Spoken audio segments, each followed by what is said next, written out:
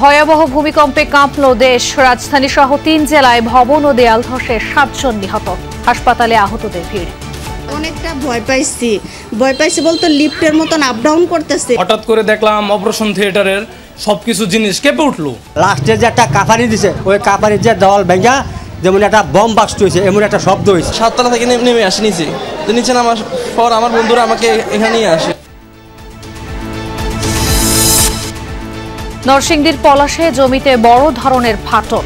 30 বছরের মধ্যে সবচেয়ে শক্তিশালী আঘাত। উচ্চ ঝুঁকিতে ঢাকা।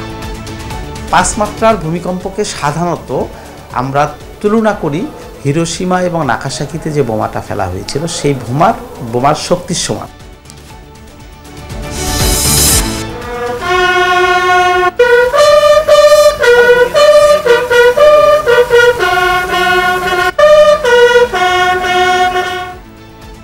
নির্বাচনের সশস্ত্র বাহিনীকে গুরুত্বপূর্ণ ভূমিকা পালন করতে হবে। সেনাকুঞ্জের সংবর্ধনায় প্রধান উপদেষ্টা।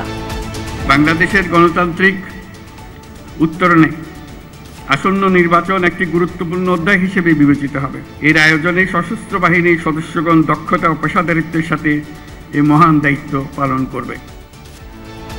খালেদা জিয়ার কুশল বিনিময়। ডক্টর ইউনূসের সঙ্গে একান্ত বৈঠক। নির্বাচনকালে তত্ত্বাবধায়ক ব্যবস্থা ফিরলেও বাস্তবায়নের পথে চ্যালেঞ্জ দেখছেন বিশ্লেষকরা। রূপরেখা নির্ভর করবে বিদায়ী সরকারের ওপর।